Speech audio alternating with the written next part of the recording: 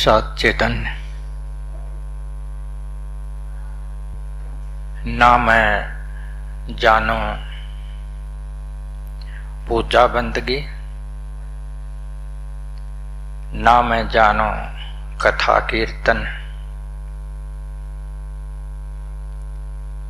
ना मैं जानो पूजा बंदगी, ना मैं जानो कथा कीर्तन, ना मैं जाऊं मंदिर मस्जिद। मैं तो एक नाम गुरु का धार लिया। ना मैं जानो तपा तपाई, ना मैं जानो तीर्थ व्रत को, ना मैं जानो भेष बनाई। मैं तो एक प्रेम प्याला घूट लिया।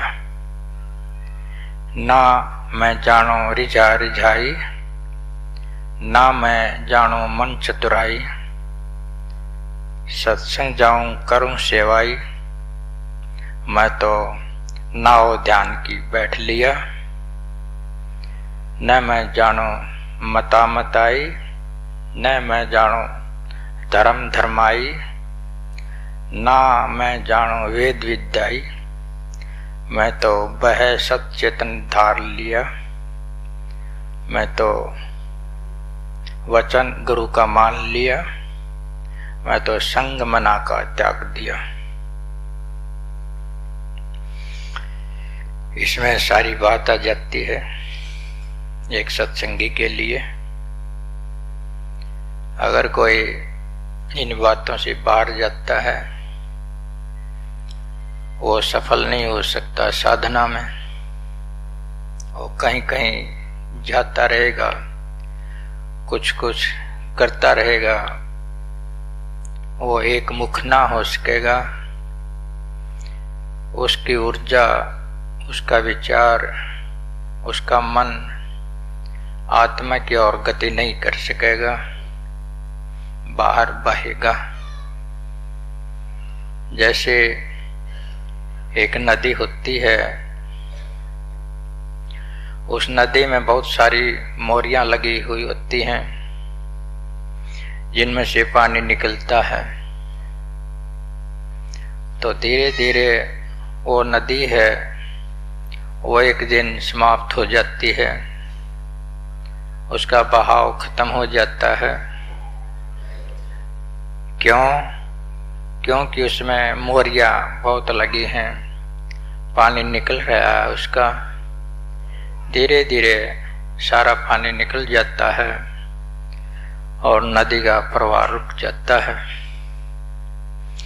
इसी प्रकार अगर आपकी चेतना है, उसमें अनेकों सुराग हों, बाहर की ओर अनेकों कर्म कांड करते रहो, अपनी आत्मा के साथ एक ना हो, तो तुम्हारी भीतर की ओर गति रुक जाएगी, तुम बाहर बिखर जाओगे। इसलिए इसमें ये बोला है कि मैं तो एक वचन गुरु का मान लिया, मैं तो संग मना का त्याग दिया।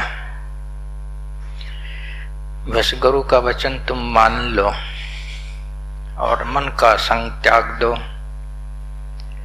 तुम्हें सुख ही सुख है, तुम्हारा जीवन सफल हो जाएगा, जीने की एक कला मिल जाएगी, भीतर से सुभर हो जाओगे। ऐसा करके देखो, आप कुछ दिन करके देखो,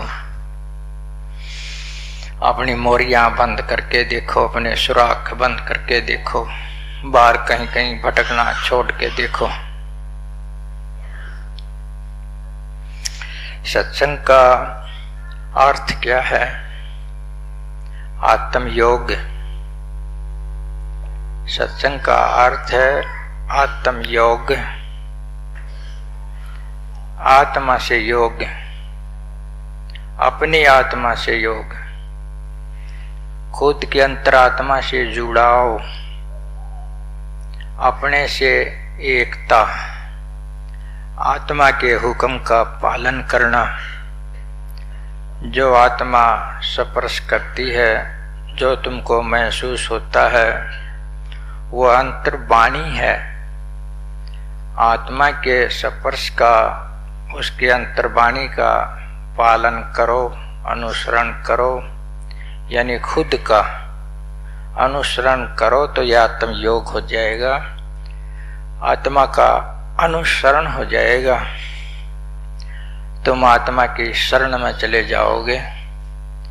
और ये याद रखो, आप आत्मा की शरण में जाना परमात्मा की शरण में जाना है, आत्मा की शरण में जाना गुरु की शरण में जाना है, आत्मा की शरण में जाना सत्य की शरण में जाना है। अनुसरण करो तो, समर्पण करो तो केवल सत्य को कर लो। यह सत्य आपके भीतर है, आपको स्पर्श करता है और सबको सुनाई देता है। पेड़ पौधे से लेकर के जीव जंतु मनुष्य सारा अस्तित्व इस आवाज को सुनता है। इसी के कारण वो भरपूर और बैलेंस्ड है। बस केवल अपना अंदर का पालन कर लो, सीधी सी बात है। लेकिन जब पालन करोगे तो ये आसान नहीं रहेगा, आपके लिए मुश्किल हो जाएगी। स्वार्थ छोड़ने होंगे, स्वार्थ छोड़ने होंगे, इधर उधर भटकना छोड़ना होगा, मन की संगत छोड़नी होगी। इसमें तो एक क्रांति छुपी है। आत्मा की आवाज का पालन करने में एक क्रांति छुपी है। तुम बदले बगैर नहीं रह सकते। करो, मुश्किल हो जाएगी लेकिन आसान है। कुछ दिन करो तो आसान रहेगा। तो सत्संग का दूसरा नाम आत्मयोग ही है। सत्य का संग सत्संग है और सत्य आपकी आत्मा है। इसका संग कर लिया करो। कोई चीज दूर की नहीं है जिसे आपने संग करना है। खुद सा ही तो संग करना है। कितना आसान है। कहीं नहीं जाना, कुछ नहीं करना, केवल अंतर प्रेरणा का पालन कर लिया करो, फिर तुम सत्संगी सही हो जाओगे। तो सत्संग का आखिरी प्राप्ति, आत्मयोग की आखिरी प्राप्ति, आखिरी लक्ष्य क्या है? वह है पूर्ण आत्म स्वरूप को पाना।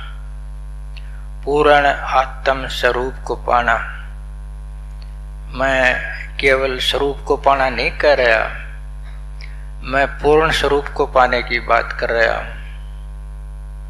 स्वरूप के दो स्वरूप हैं। एक तो है सक्रिय, स्थिर और सक्रिय। एक है बिल्कुल स्थिर। बिल्कुल स्थिर, उस तुम्हारे आत्मा के स्वरूप में कोई क्रिया नहीं होती, कोई तरंग नहीं होती, कोई लहर नहीं होती, कोई वृत्ति नहीं होती। वह बिल्कुल निवर्तिक होता है, वृत्ति सहित शांत, बिल्कुल जैसे बगैर लहर का तालाब, बगैर लहर की सागर। यह आपका स्थिर स्वरूप है। दूसरा स्वरूप है कि आप स्थिर भी हो, साथ में क्रिया में भी रहते हो। जैसे सागर है, गहराई में तो वो स्थिर है, वहाँ कोई हलचल नहीं है। उसकी सतह पर लहरें हैं, लहरें ऊपर ऊपर हैं, गहराई भीतर है। एक आत्म स्वरूप का ये अर्थ है। ये आत्म स्वरूप पूर्ण स्वरूप है। लहर सागर के जो एक के जाने, वो सपूत ज्ञान का पूरा। सागर और लहर में अंतर ना करे, वो सपूत ज्ञान का पूरा, उसे पूरा ज्ञान है। तो एक तो स्थिर स्वरूप आपका बिल्कुल ठहरा हुआ शांत स्वरूप। एक आपका ऐसा स्वरूप है जो शांत भी है और जो क्रिया में भी है। सत्संग का लक्ष्य ये है, पूर्ण स्वरूप को प्राप्त करना। गहरे से गहरे में तुम शांत भी हो और ऊपर तुम सिद्ध रूप से क्रिया में भी हो। ये तुम्हारा स्वरूप अभिव्यक्ति स्वरूप हो जाएगा। अभिव्यक्ति स्वरूप, भीतर से स्थिर, बाहर से क्रिया में। सारा अस्तित्व इसी स्वभाव का है। इस सारे अस्तित्व के इसी स्वभाव के साथ एक हो जाओगे तो तुम्हें पूर्ण सत्य की प्राप्ति हो जाएगी। आत्मयोग का वैसे ये लक्ष्य है। ये पूरे स्थिर स्वरूप को आप पाओ तो इसमें थोड़ा सा प्रोसेस भी आएगा, प्रक्रिया भी आएगी। इसमें तुम्हें अपना रूपांतरण भी करना होगा। अगर तुम अपने वर्तमान होने का रूपांतरण ना करो, बदलाव ना करो, तो इस रूप तक नहीं पहुंच सकते। इसमें एक प्रोसेस होगा, एक कोर्स होगा, उसका तुमने अनुसरण करना ही होगा। ये आत्मयोग का भीतरी भाग है, क्रियात्मक भाग है, इससे आपने गुजरना होगा। तो रूपांतरण से मेरा क्या मतलब? रूपांतरण से ये है, जैसे सोना है, एक सोने की ईंट है और उसके गहने बनाने हैं। सुनार उसके गहने बना देता, उसको तपाकर, उसको ढालकर तो उसके गहने बना देता है। ये सोने की ईंट का रूपांतरण हो गया गहनों में। अब वो ईंट नहीं रही, वो गहने के रूप में सुसज्जित है। गहनों के रूप में उसका रूप हो गया है। ये बदल जाना है, ये रूपांतरण है। सोने की ईंट का गहनों में बदल जाना, ये रूपांतरण है, बदलाव है। दूसरे, जैसे एक बीज है, बीज छोटा सा है, मानो कि वो बड़ का बीज है। बड़ का बीज बहुत सूक्ष्म और छोटा सा होता है। जो वो बड़ का बीज है, अगर वो अंकुर अपना फोड़ लेता है, अंकुर उसका निकल आता है, उसका रूपांतरण शुरू हो गया। और वो छोटा सा बीज नहीं रहा, उसके अंदर अंकुरण हो गया। वो अंकुरण धीरे धीरे ऊपर बढ़ेगा और पूरा एक पेड़ है जो बड़का वो खड़ा हो जाएगा। छोटा सा बीज था, अब वो पेड़ में बदल गया है। ये बीज का रूपांतरण है, ये बीज का बदलाव है। अब वो इतना बड़ा हो गया कि पक्षियों को छाया दे सकता है, बरमंटियां दे सकता है, लकड़ी दे सकता है, ऑक्सीजन दे सकता है, बहुत कुछ दे सकता है। वो छोटा सा बीज था, कुछ नहीं दे सकता था, वो अव्यक्त था, सूक्ष्म था। इस छोटे से बीज का एक बड़े पेड़ में रूपांतरण हो जाना, ये उस बीज का बदलाव है। सत्संग ये चाहता है। आप जैसे आदमी हैं, आप ये मान लो कि आप छोटे से बीज हैं। अभी आदमी को पूर्ण स्वरूप ना मानो, अपने को पूर्ण स्वरूप ना मानो, इतना ही है कि हम बीज हैं। अभी हम अंकुरित नहीं हुए हैं, अभी हम फले फूले नहीं हैं, अभी हम फल नहीं देते हैं, अभी हम छाया नहीं देते हैं, अभी हम किसी पक्षी को शरण नहीं देते हैं। यानी अभी हम ज्ञानी और भरपूर जो है परोपकारी नहीं है। जब इस अवस्था में आ जाओगे, समझो आपका रूपांतरण हो गया। ये आपका व्यक्ति रूप है। इस व्यक्ति रूप का रूपांतरण होना है बस। जैसे बीज का सोने का रूपांतरण हो जाता है, तुम्हारे इस व्यक्ति रूप का रूपांतरण होना है, बदलाव होना है। रूपांतरण हो गए, क्या बन जाना है? पूर्ण स्वरूप। ये तुम्हारा छोटा सा सीमित सा ये अहंकार रूप है, इकाई रूप है। अगर ये पूर्ण स्वरूप में बदल जाए, आपका रूपांतरण हो जाएगा, आपका बदलाव हो जाएगा। लेकिन ये ऐसा नहीं होगा कि तुमने चाहा और हो गया, सत्संग सुन लिया और हो गया, थोड़ी बहुत सेवा कर ली और हो गया, कुछ पढ़ लिया और हो गया। ऐसे नहीं होगा। एक प्रोसेस से, एक साधना से गुजरना होगा, तभी ये हो सकता है, नहीं तो नहीं हो सकता। तो इस साधन में एक बात आती है जो तुम्हारी सहयोग करती है। रूपांतरण में एक चीज है जो तुम्हारा सहयोग करती है, उसका नाम है गुरु। उसका नाम गुरु है। अब थोड़ा सा इस गुरु के बारे में समझ लो। ये एक बड़ा जटिल विषय है। जो गुरु के बारे में पूरा समझ लेता है उसके जानने के सारे रास्ते खुल जाते हैं। अब लोग हैं गुरु को मानते हैं जैसे व्यक्ति रूप में, कोई भी है व्यक्ति, शरीरधारी व्यक्ति, उसको केवल गुरु मानते हैं, केवल उसी को गुरु मानते हैं, उसकी शरण में चले जाते हैं। उनको ये नहीं सूझता है कि गुरु की ये एक उपस्थिति है। उस व्यक्ति रूप को, उस व्यक्ति गुरु को संपूर्ण गुरु मान बैठते हैं। बस यहाँ से भूल हो जाती है, अब तुम नहीं सीख सकते। क्यों? तुमने एक व्यक्ति को संपूर्ण मान लिया, अब नहीं सीख सकते। आपके अंदर कुछ कट्टरताएं आएंगी, भक्ति भाव आएंगे, आप बट जाओगे, दूसरे से ना सीख सकोगे, ऐसा हो जाएगा। अब गुरु को समझो आप। गुरु के 3 रूप हैं, 3।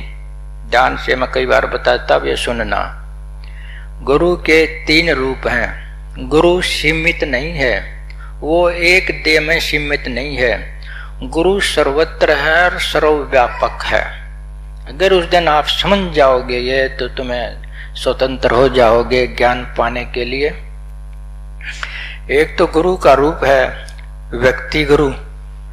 व्यक्ति गुरु, व्यक्ति का गुरु का क्या मतलब? व्यक्ति के रूप में गुरु, एक व्यक्ति के रूप में गुरु।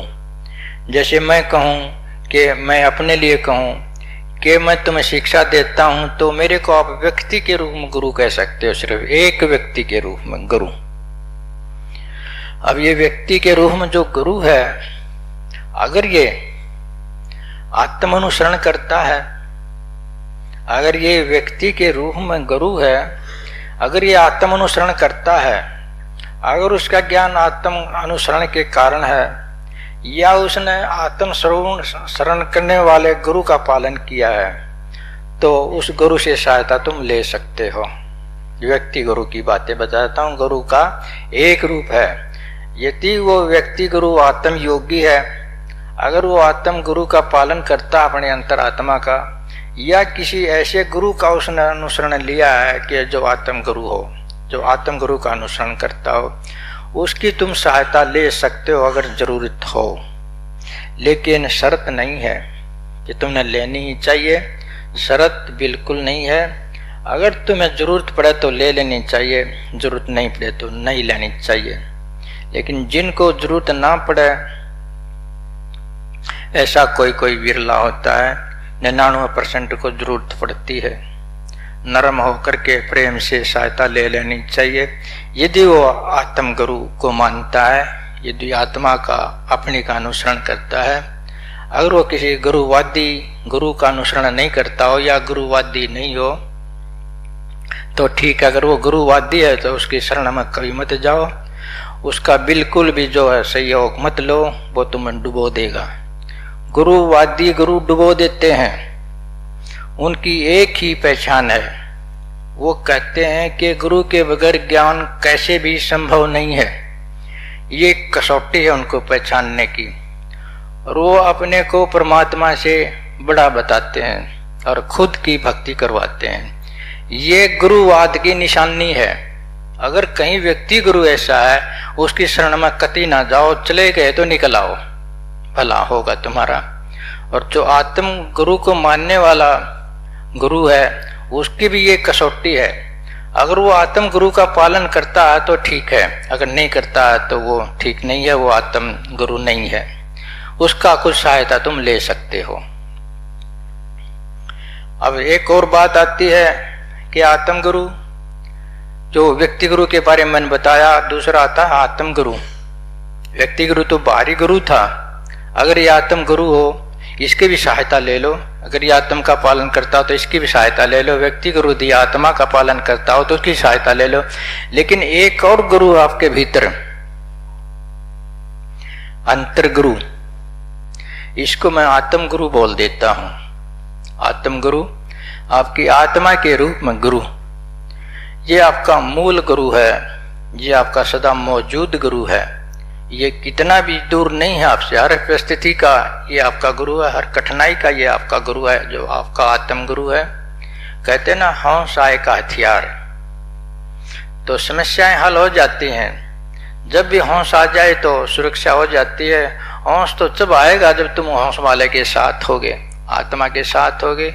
जब भी तुम्हारी आत्मा जगा देगी किसी कठिनाई में तो तुम्हारा काम बन जाएगा। ये हर स्थिति में जगा देती है।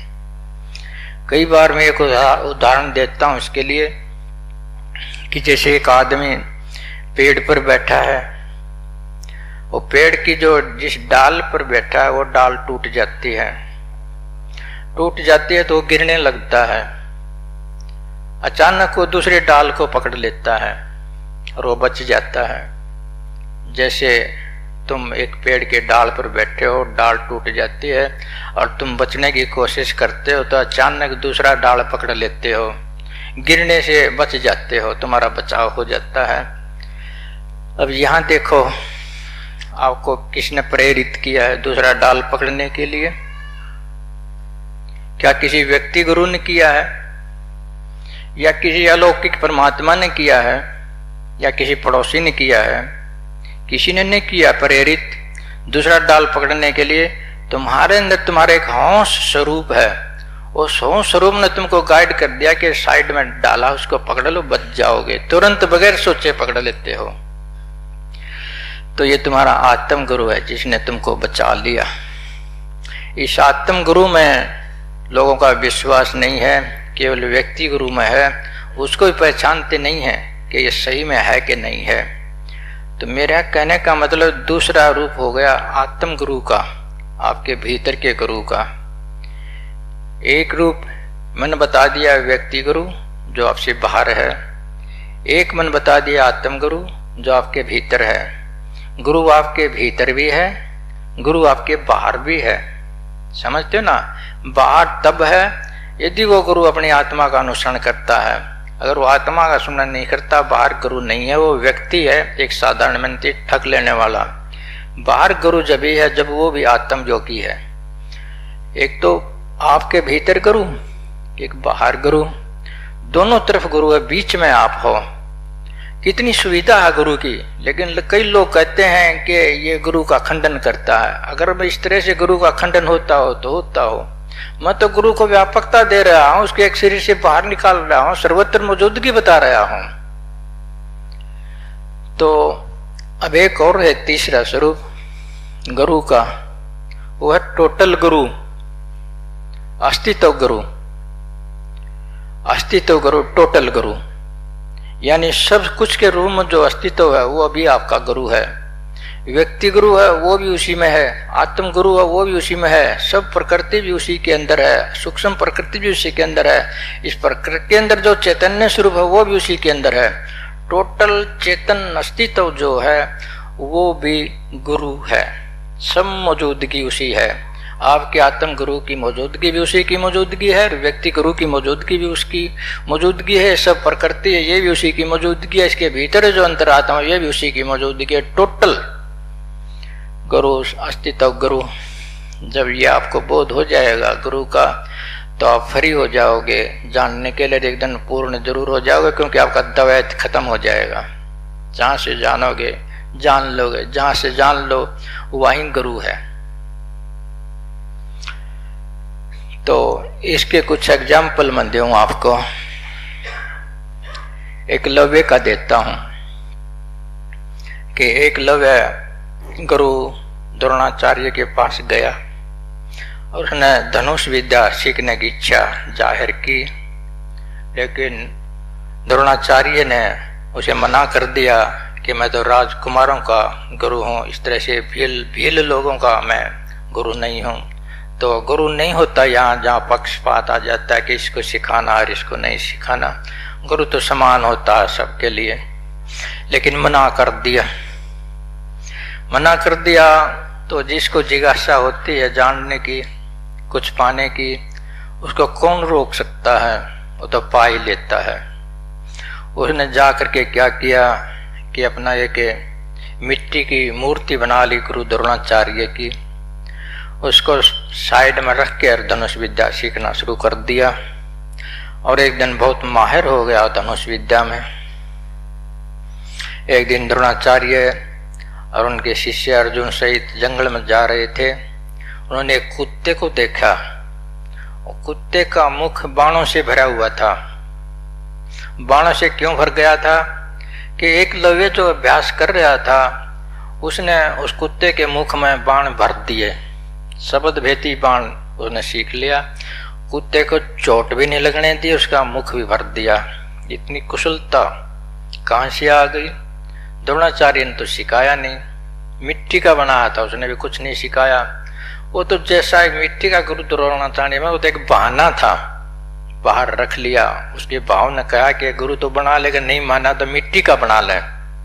मिट्टी का गुरु बना लिया। उसके मिट्टी के गुरु ने तो उसे कोई प्रेरणा की नहीं की कि ऐसे तीर चढ़ा, ऐसे मार, ऐसा निशान ना कर, ऐसे बैठ। उसने तो कुछ नहीं बताया। जो बताया उसके अंतरात्मा ने बताया। एक बार निशाना ठीक नहीं लगा तो उसने पहचान कर ली कि कुछ चूक है मेरे में, मैं ठीक निशाना नहीं मार रहा। फिर निशाना मारा, फिर चूक गया। फिर उसने जो निरीक्षण कर लिया कि अब भी कोई जो है वो कसर है मेरे में। इस तरह उसने सिद्ध कर लिया। इस बार गलती नोट करता रहा, अपने को शुद्ध कर लेता। गलती नोट करता रहा, अपने को शुद्ध कर लेता। धीरे धीरे वो कुशल हो गया, सिद्ध हो गया और सही निशाना लगने लग गया। ये किसने प्रेरित कर दिया? ये उसके भीतर बैठे आत्म गुरु ने। ये आत्म गुरु की बातें बताता हूं मैं। आत्म गुरु का मतलब क्या है? अब द्रोणाचार्य ने देखा उस कुत्ते को, तो उस कुत्ते को देख करके वो एक लवे के पास पहुंच गए कि इसका ये मुख बाणों से किसने भरा है? कि जी मैंने भरा है। कि क्यों भरा है?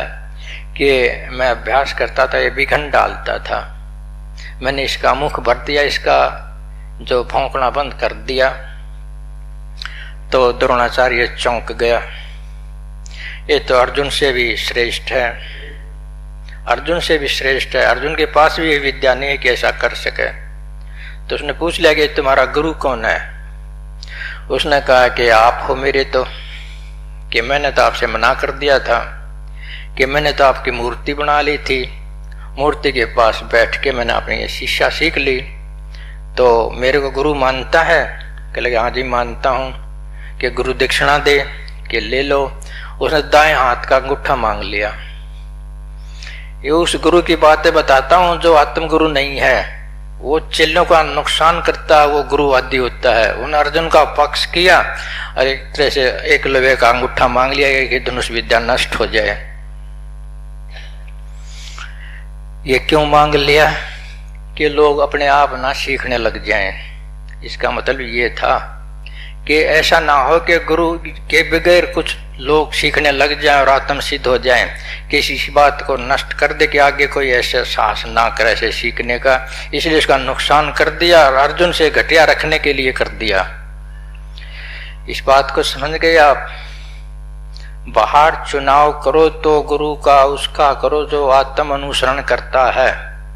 जो आत्म अनुसरण नहीं करता गुरु, उसका चुनाव कतई मत करो। वो गुरुवादी होता है, वो अंधकार में रखेगा आपको। कल ही मैं एक वीडियो में देख रहा था कि ध्यान में एक नाल आती है, बंक नाल, कोई सुरंग सी होती है, अंगी बंगी, कभी नीचे जा कभी ऊंचे आवे। इस प्रकार की एक बंक नाल बना रखी है उन्होंने। बंक नाल कह रखा कि इसमें अंधेरा ही अंधेरा है, इसमें अंधेरा ही अंधेरा है, इसमें काली है, इसमें जो भैरव है, इसके डाकन साकन है, इसके अंदर से साधक निकल नहीं सकता यदि गुरु ना हो। गुरु इस नाल के अंदर से निकाल सकता है।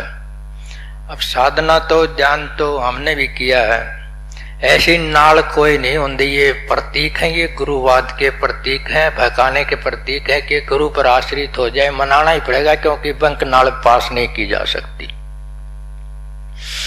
बंक नाल और कुछ नहीं है। ये आपके अंदर उतराव चढ़ाव आते हैं, मन के आते हैं ना। कभी मन अच्छा हो जाता है, कभी मन बुरा हो जाता है, कई जन्म अंधकार आ जाता है, कई बार जीवन में प्रकाश आ जाता है। इस उतराव चढ़ाव का नाम ही बंक नाल है। इसके अंदर तुम आसानी से निकल सकते हो कि तुम अपनी आत्मा का पालन करो। तुम तो ज्योति स्वरूप हो, अंधकार कहाँ है? तुम यदि खुद ज्योति स्वरूप हो, बंक नाल का अंधकार क्या कहेगा आपको? यदि बंक नाल है भी और आप चेतन हो और प्रकाश रूप हो तो अंधकार क्या कहेगा? अंधकार तो टिकेगा नहीं रोशनी के सामने। अपने आप को प्रकाशमान मान लो, कोई बंक माल में कोई अंधेरा तुम्हारे सामने नहीं टिकेगा। आज तक कोई ऐसी रात नहीं है जो सूर्य के सामने टिक सकी हो। तो इन बातों से आप थोड़ा सा सबक ले लो कि तुम चैतन्य स्वरूप हो, तुम प्रकाश रूप हो, तुम्हें कोई नहीं रोक सकता।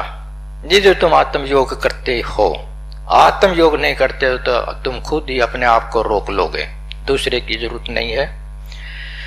तो एक लवे के बारे में मैंने बताया कि उसने आत्म अनुसरण किया और धनुष विद्या सीख ली बगैर बाहरी गुरु के। मिट्टी के गुरु ने उसको कोई प्रेरणा नहीं दी। ये तो एक बहाना है लोगों का कि मिट्टी के गुरु से सीख लिया। मिट्टी के गुरु ने कभी नहीं कहा इस तरह से बैठ, इस तरह से कर। ये उसकी अपनी साधना थी, अपनी कुशलता थी, अपनी सजगता थी, जिसके कारण ऐसा सीख लिया। ये आत्म गुरु की बात है, ये आपके अंदर भी है। इस गुरु की सुनो, इसी गुरु की बात कहता हूं मैं। गुरु वचन गुरु का मान लिया, अंदर का आदेश, अंदर का उपदेश, ये वचन गुरु का है, इसको मान लिया। मैं इसी गुरु की ओर इशारा करके कहता हूं। या दूसरा जो बाहर गुरु है, व्यक्ति गुरु, उसको भी कहता हूं यदि वो आत्म योगी है, यदि वो आत्मा का अनुसरण करता है तो आत्मा उसका बेस है। कोई शास्त्र, कोई धर्म इस प्रकार का उसका बेस ना हो, केवल उसकी अपनी आत्मा का अनुसरण करता हो, श्रेष्ठ गुरु है। उसके तुम सहायता लेने से मत चूको। अगर जरूरत पड़ती हो, ना पड़ती हो तो अपने अकेले होकर के तुम अपनी साधना कर सकते हो, ये भी ठीक है। तो अब तीसरा गुरु के बारे में अस्ति, तो गुरु के बारे में जो कहा उसकी ओर देख लो।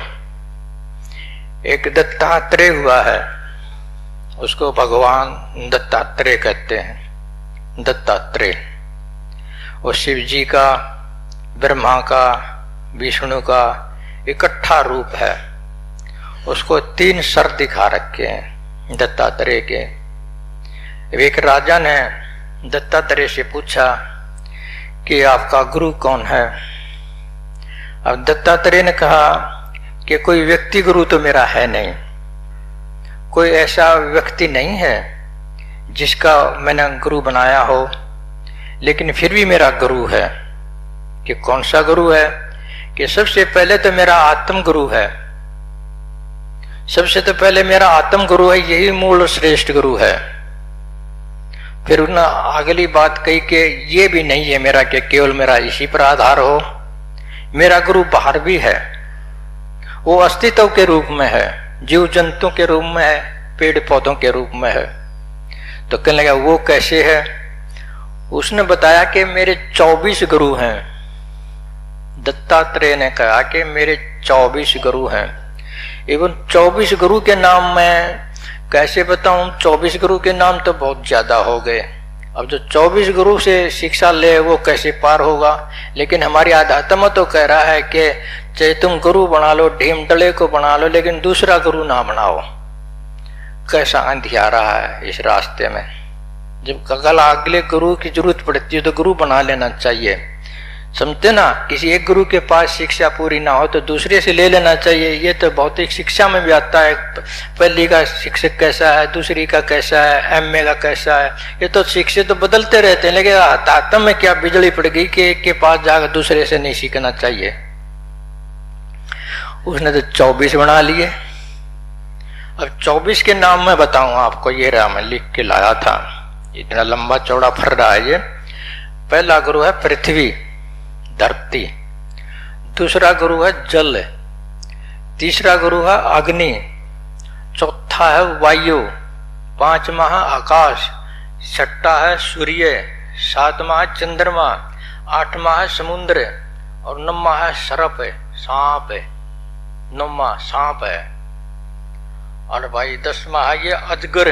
अजगर खा जा दूर से, सूंघ का फपाड़ा मार के खींच ले अपने अंदर समा ले, ये अजगर है 10वां।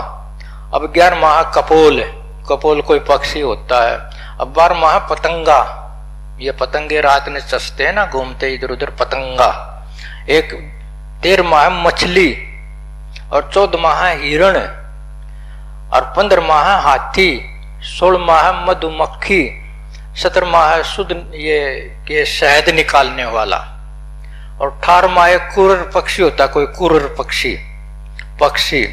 19वां है कुमारी कन्या जिसके ब्याह ना होया हो, और 20वां है मकड़ी, और 21वां है बौरा, और 23वां है वैश्या, और 24वां है बाण बनाने वाला, तीर बनाने वाला। भाई इनने कुछ बताया था उन तक, आप सीखा था इनसे, लेकिन ये तो स्वीकार कर लिया कि अस्तित्व भी गुरु है। इन सारी चीजों के रिम में भी एक अस्तित्व व्यापक है, इनसे भी हम सीख सकते हैं अगर हमारे अंदर चेतनता हो, लेकिन तभी सीख सकते हैं जब हमारे अंदर मूल आत्मा का हम पालन करते हो।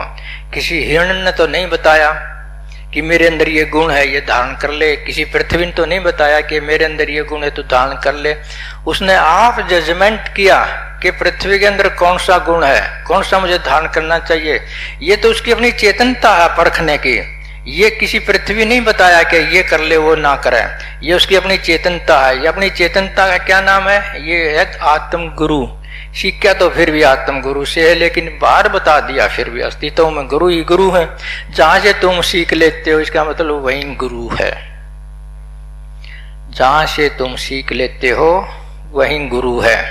अब पृथ्वी के बारे में उसने थोड़ा सा हिंट दिया, सूर्य के बारे में दिया, वायु के बारे में दिया, इन सभी के बारे में दिया। पृथ्वी के बारे में क्या दिया कि पृथ्वी में अक्षमा शक्ति होती है, सहन शक्ति होती है। कैसे काटो पीटो खोदो कुछ नहीं कहते, इसमें सहन शक्ति है। ये सहन शक्ति तुम भी धारण कर लो। उसने ऐसा विचार करके कि ये पृथ्वी में ये गुण है उसने धारण कर लिया, वो सहनशील हो गया, अक्षमाशील हो गया। हो गई शिक्षा। जहां से सीख लेते हो वही गुरु। फिर उन्होंने सूर्य के बारे में सूर्य देखा कि ये सूर्य है, वैसे तो ये एक है, लेकिन भिन्न भिन्न पात्रों में इसकी शक्ल अनेकों बन जाती हैं। जैसे यहाँ तुम अनेकों घड़े भर कर धर दो पानी के, उन घड़ों में देखो तो एक ही सूर्य है, लेकिन चमके का सभी में अलग अलग। उसमें अलग से प्रतिबिंब बन जाएगा, उस घड़े में अलग से प्रतिबिंब बन जाएगा, लेकिन सूरज तो एक है। उसने यहाँ से ये शिक्षा ले ली कि परमात्मा तो एक है, अनेक अनेक जो शरीर हैं इनके अंदर अलग अलग से भासता है, लेकिन है एक। यहाँ से उसने ज्ञान ले लिया, अद्वैत उसके अंदर आ गया।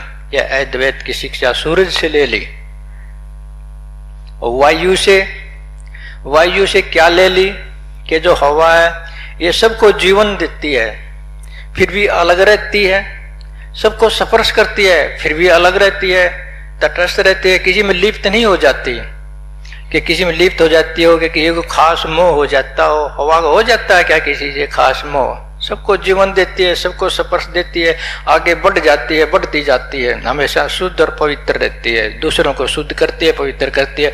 उसने हवा से ये गुण ले लिया। अब गुण ग्रहण की बात है, ये अस्तित्व गुरु है। जिस तरह से वो मैं बता रहा हूं, ये इतने चीजों के अंदर गुरु बनाए, ये अस्तित्व गुरु की बात है। ये अस्तित्व सारा ऐसा ही है, कहीं से भी तुम ले सकते हो, जीव जंतुओं से, पेड़ पौधों से, सूरज चांद से, और भीतर आत्मा परमात्मा से। तो गुरु अस्तित्वगत भी है, गुरु आत्मगत भी है, गुरु व्यक्तिगत भी है। गुरु हर एक तरह से सर्वव्यापक है, सीखने वाला चाहिए।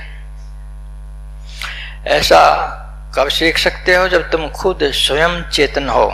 यदि तुम खुद स्वयं चेतन ना हो, यदि तुम खुद जिज्ञासु ना हो, कहीं से नहीं सीख सकते। न मेरे से सीख सकते, ना उससे सीख सकते, ना किसी शास्त्र से सीख सकते, ना किसी चीज से सीखते, ना अस्तित्व से सीख सकते, ना सूरज से सीख सकते, ना वायु से सीख सकते, ना धरती से सीख सकते।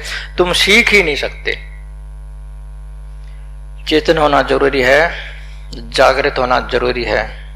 जागृत हो, यदि तुमने अपना पूर्ण स्वरूप पाना है, थोड़ी साधना करनी होगी, तभी ये बात होगी कि मैं ना पूजा बंदगी करो, ना कथा कीर्तन करो, ना मंदिर मस्जिद जाऊं, तब ऐसा होगा। नहीं तो तुम जाओगे और जाओगे, तुम अपना जीवन जो है विफल करके चले जाओगे।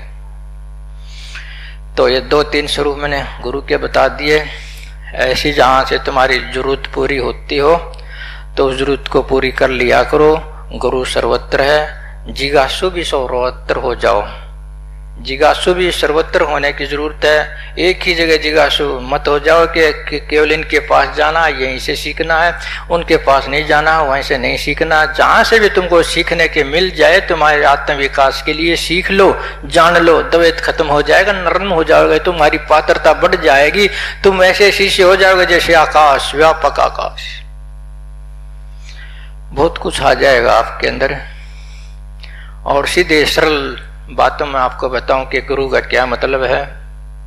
गुरु का सीधा मतलब है नियम, नियम, नियम, ला, एक निश्चित विधि, एक निश्चित विधि, एक नियम का नाम गुरु है। और कोई ऐसी बात नहीं है, अगर कोई गुरु है तो उसके पास कोई नियम है, कोई ला है, कोई प्रोसेस है, वो नियम रूप है, तुमको भी नियम बता देता है। अगर उसके बताए का पालन करो तो तुम भी अपना उसी स्थान पर चले जाओगे जहां वो चला गया होगा। इसलिए तो मैं एक गुरु, वचन गुरु का मान लिया, बस वचन गुरु का मान लिया कि विधि दे देता, एक नियम दे देता, उसका पालन कर लो तुम। नियम बहुत बड़ी चीज है। वो एक छोटी सी कहानी आती है कि एक पाली था, एक पुजारी था। पुजारी डेली पूजा करने जाता था, शिवलिंग पर फूल चढ़ाता था, डेली जाता था, शिवलिंग पर फूल चढ़ाता था। एक पाली था, डेली शिवलिंग को पत्थर मारता था, वो फूल चढ़ाता और वो पत्थर मार देता। तो एक दिन हुआ क्या कि बहुत भारी बारिश हो गई, पानी ही पानी हो गया।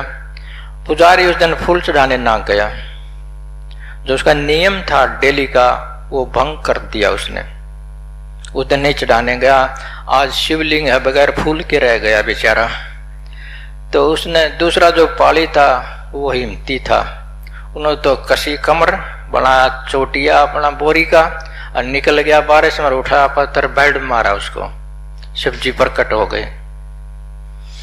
कहने लगे ये क्या बात, मैं तो दुश्मनाई कर रहा था, लेकिन शिव जी ने कहा कि मैंने तेरी दुश्मनाई नहीं देखनी, मैंने नियम से बहुत प्रेम है, नियम से, डेली के प्रोसेस से मुझे बहुत प्रेम है, मैं तेरे नियम से खुश होकर प्रकट हुआ हूं।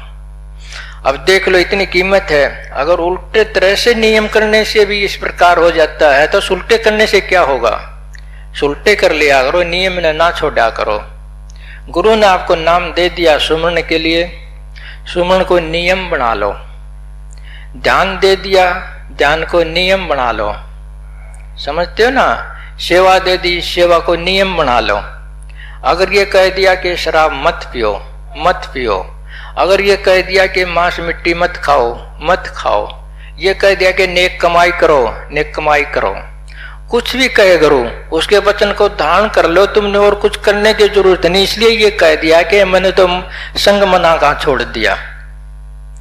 मना की अनेकों तरंग होती हैं, ये सब छूट जाएंगी अगर वो नियम का तुम पालन करोगे। नियम का पालन करोगे तो स्वरूप तक जरूर पहुंचोगे। डेली नियम का, साधना का तुम पालन करोगे ठीक से रहनी सहनी के साथ, तो तुम अपने निजी स्वरूप के साथ पूर्ण स्वरूप के पास जरूर भी पहुंचोगे। कोई रोक नहीं सकता, लेकिन करते नहीं हम तो। जो बाहर संसार के काम उनको ज्यादा महत्व देते हैं, ध्यान को, सत्संग को महत्व नहीं देते हैं, बहुत थोड़ा देते हैं। बस समय बच गया तो सत्संग चलो, समय बच गया तो ध्यान कर लो, नहीं तो अपना ठीक है आराम कर लो या कोई दूसरा काम कर लो। ये से काम नहीं चलेगा लचर पचर से। तो आपने पूर्ण स्वरूप पाना है तो प्रोसेस से गुजरना होगा, रूपांतरण के प्रोसेस से।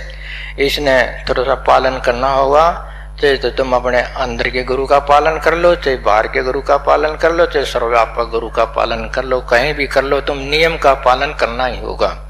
तो मेरा कहने से यही बात है कि अगर तुम सत्संग सुनते हो, नियम से सत्संग सुन लो, नियम से तुम ध्यान विधि कर लो। जो तुम्हें नियम अच्छा लगा उसको छोड़ो मत। जैसे उन्हें ढीम डले मारने नहीं छोड़े, तुम ना ध्यान करना मत छोड़ो, सुमन करना मत छोड़ो, सेवा मत छोड़ो, आपस में प्रेम मत छोड़ो, घर में एक दूसरे मत लड़ो, शराब मत पियो, मांस मट्टी मत खाओ, नेक कमाई करो, इंसान हो जाओ एक श्रेष्ठ इंसान। तो इतना पालन कर लो, ये गुरु वचन मान लिया। अब ऐसा मान लोगे तो तुम्हें कहाँ मंदिर जाने की जरूरत है, कहाँ मस्जिद जाने की जरूरत है, कहाँ कथा कीर्तन करवाने की जरूरत है, कहाँ तप करने की जरूरत है, कहाँ भेष बनाने की जरूरत है, कहाँ तीर्थ व्रत जाने की जरूरत है, कहाँ किसी को रिझाने की जरूरत है, कहाँ मन की चतुराई अपनाने की जरूरत है। ध्यान करोगे तो अपना ध्यान को अपनी नैया बना लो, ये सागर है पार हो जाओगे। अगर ध्यान की नैया बना लो, उसमें छोटा सा सुराख होगा तो भी डूब जाओगे। सुराख छोटा सा काफी है। नदी में इतनी मोरिया मैंने बताई, एक भी हो तो भी खराबा हो जाएगा। तो ध्यान तुम बनाओ, तुम ध्यान की नैया में बैठ ही लिए तो उसमें सुराख मत बनाओ, तुम बाहर मुखी मत बनो, बाहर मत भटको, बाहरी कर्म काजों पूजा पाठ में मत जाओ, अपनी आत्मा से एक हो जाओ। अगर चले गए तो तुम्हारी ध्यान की जो नाव में सुराख है, हिम्मत करके उसने बंद कर दो और अपना ध्यान कर लिया करो। सत्संग टेक से नेम टेम से सुन लिया करो। तो आज का इतना। सत चैतन्य।